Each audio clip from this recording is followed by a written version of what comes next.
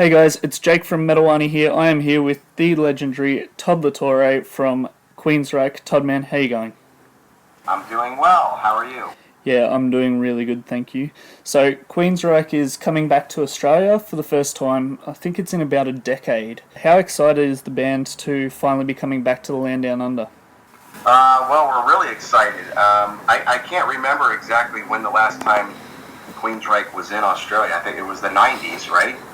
Um, we're very excited to go there. I've been to Australia before on vacation, and, it's beautiful. And so the people are always great, and we're looking forward to, having some really great performances and have a nice impact. So it doesn't take another decade or more to come back.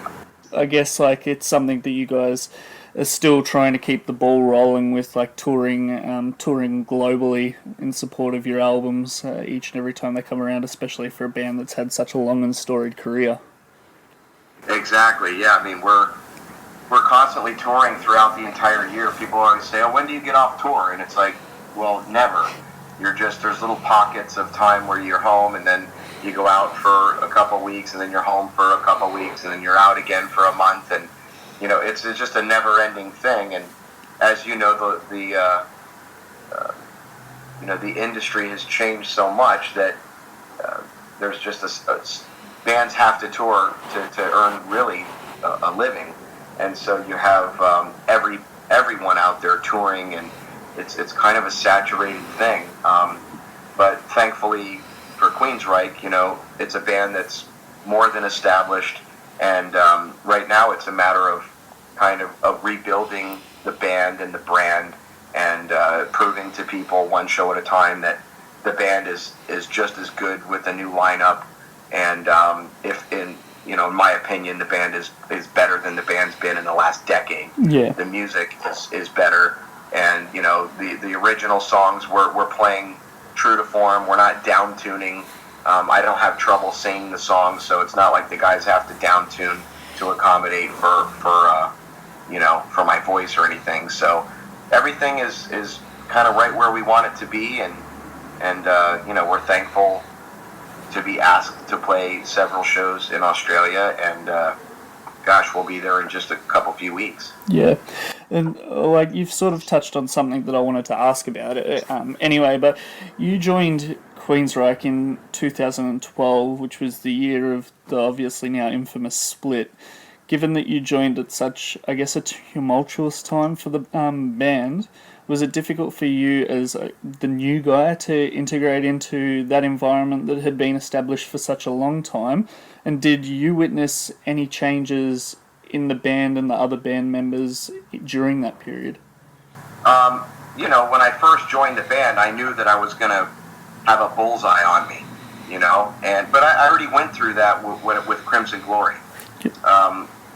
The difference is that the original vocalist of Crimson Glory passed away, and so there was never any possibility of him coming back. Obviously Jeff Tate is alive and well and does his own thing, and so the purists might wish that it was the original band again, but the fact of the matter is the band is sounding better than it did for over 10 years. Yeah. So the fans have certainly voiced that opinion. That's my opinion. That's a lot of opinions we hear every night. And, the energy of the other members of the band is way healthier, way happier with him gone and me in the band. Yeah, fair enough. And that's just the facts. There's no stifled creativity, and there's no kind of leader and followers, if you will, in the band. We all talk and try to make decisions the same, and it's very democratic. And I'm never going to tell Michael Wilton that his guitar riff is too heavy, for example, and that had happened in the past. Yeah. And so the band is way happier, and I think that it's evident when you watch a live show. Not YouTube, but I mean really go to a show and feel what's happening and see what's happening.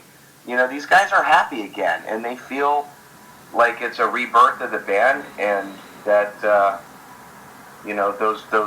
those dark clouds are well behind them. I've been in the band 4.5 years approximately.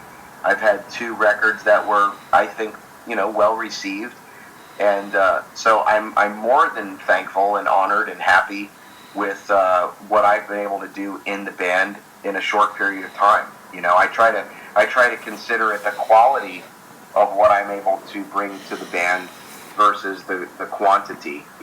Yeah. Just touching back on the band again in general, I know that you're obviously the most recent inclusion into the band, but surely enough you would have seen some of the traits which the other members have exhibited, which have kept it as a powerhouse for so very long now. If you had to use a few words to describe the key strengths of the bands, what would they be? What are the key strengths of the band right now? Yeah. That's a really good question. I don't think anyone's ever asked me that before. I think that the key strengths of the band are,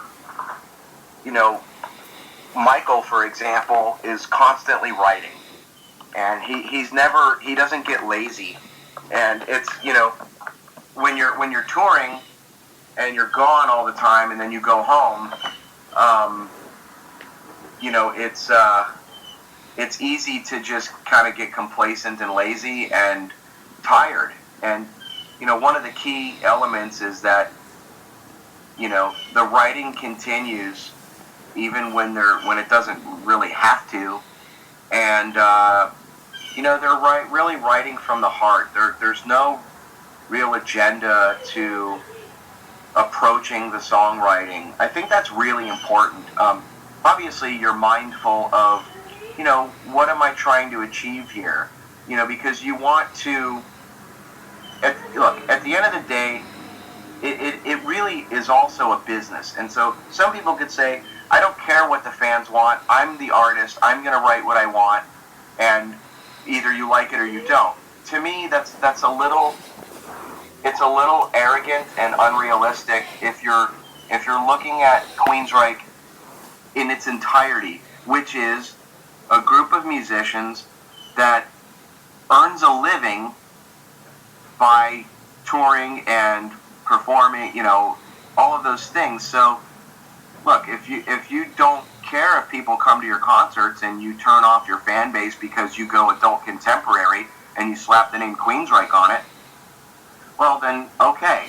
But, we want to write stuff that we know that the fans are going to like, and then we also, we want to write what feels natural and feels good to us. But there always has to be, you have to be mindful of many aspects when you are writing songs, and, otherwise, what's the point of, to say I don't care if anybody likes what I do, I think is maybe not really honest in its entirety, because when you create something, you certainly want people to like it. Now, you don't know if they're going to, but, I've heard some artists say, well, I just write what I write and I don't care who likes it or who doesn't.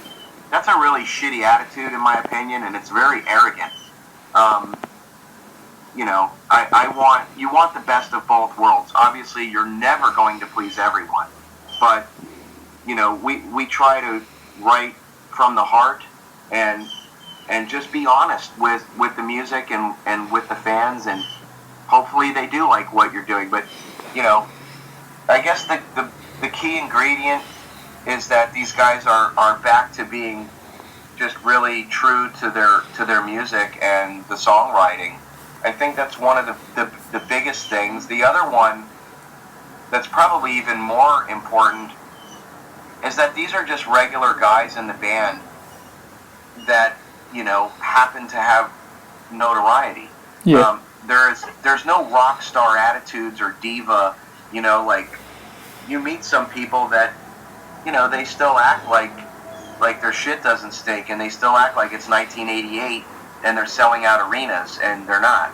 So everyone in the band is extremely humble, and I think that that's probably a greater attribute uh, than anything, because look, when the music is over, you're going to be also remembered for the person that you were. Yeah. And if you're an amazing talent, but you're an asshole of a person, people are going to say what a jerk you are probably first. Yeah.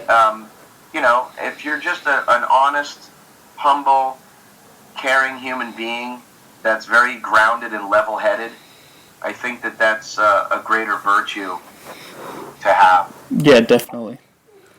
Definitely.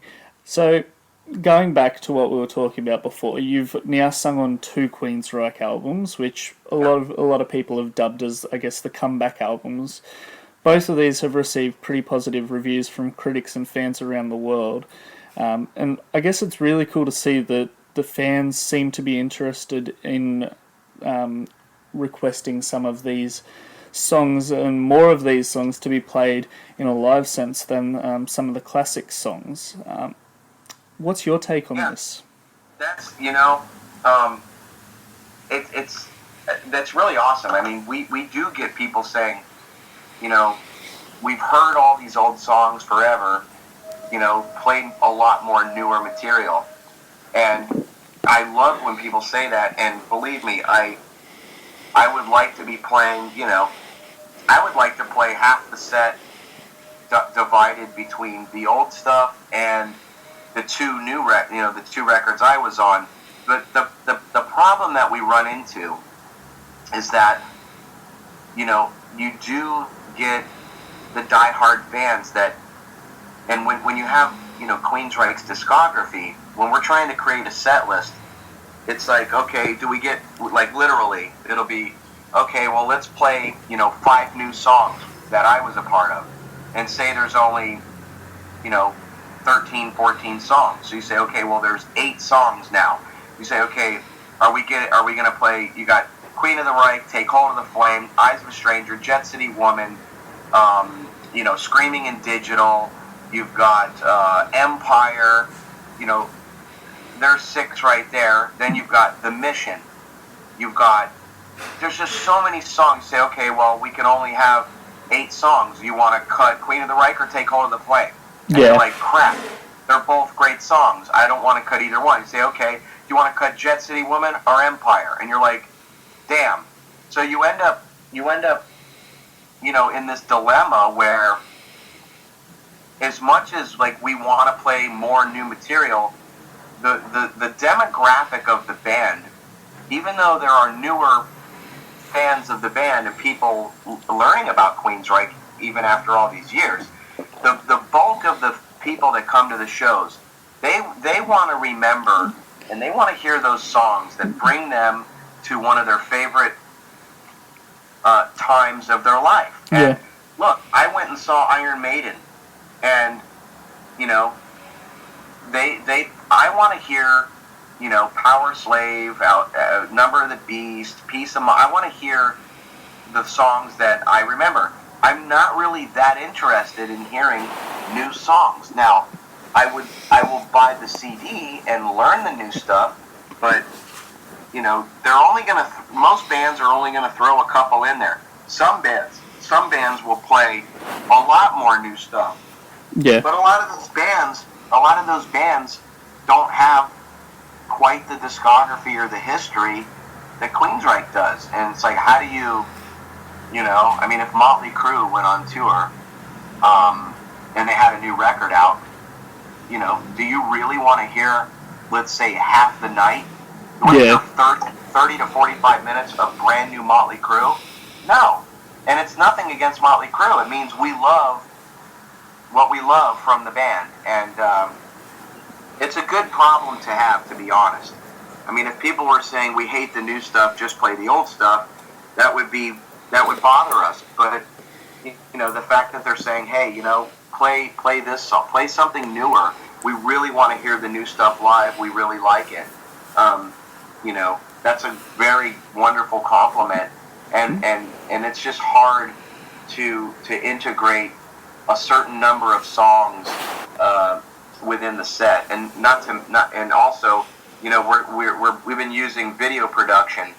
I don't know if we're bringing it to Australia, but in the United States, we have these video walls and there's seamless video content that is it's created for a set list for the whole show. So when you just start saying, oh, well, we'll just start changing out songs every night, you can't do that because of the basically the movie that goes with the set. Yeah, definitely. Conditioned Human's been out for a little bit of time now. After you guys have done this tour, or even before, it could have even been happening before, have you guys started to plan out some new music, or? Yeah, there's some new demo song ideas floating around among the guys. In fact, before we leave the States, I'll be recording some rough demo vocals for some maybe 3 or 4 new song ideas. Okay. So yeah, stuff's being worked on. All right, so maybe possibly an early 2018 or maybe a late 2017. I would say probably a late 2017. Okay. It could be mid-year, but I would say probably safer to say mid to late next year. Look, I've got this one. I actually thought was really is a bit of an interesting question, which I wanted to ask you. But I know that you have a bit of a penchant for drumming, and I've seen it mentioned that you actually described yourself as a drummer that likes to sing.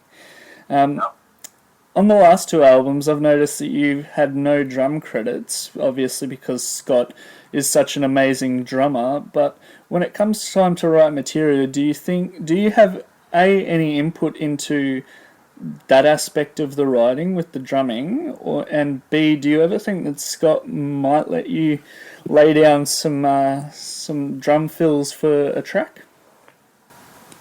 I would love to do that. Sometimes during a sound check or before sound check, I'll get on the drums and I'll play with the band. I can drum and sing at the same time. I would love to drum. Actually, I would love to drum live for something on one of our shows, on a song. As far as the writing goes, a lot of the demos I do the drums for. Okay. Because I work so tight with Michael and Eddie, and they're okay at drum programming, but they're not going to write drum parts like a drummer. So yeah. A lot of the demos, I do a lot of the drums for a lot of the demos.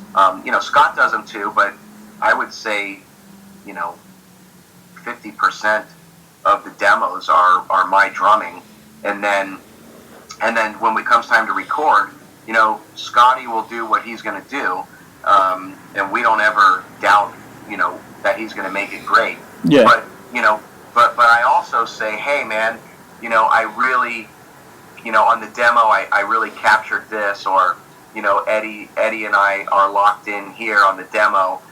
What do you think about there's times where he'll do something and I'll say, hey, what do you think about this? And he's always open-minded to my ideas. And there have been several times where he's actually done what I did on the demo. He's like, dude, I love what you did. I'm just going to play it like you wrote it. Yeah, cool. And he'll add his little fills and do his stuff. But a lot of times the bulk of what's there, if he likes it, he'll be like, dude, you did a great job. It's definitely in line with with how he would have drummed it. And so it'll be recorded that way. And he definitely allows me that opinion to give some ideas or whatever. Yeah. Australia in a couple of weeks' time, and we'll see you when you come down here. Oh, thank you so much, man. We're looking forward to it. We're gonna have a great time.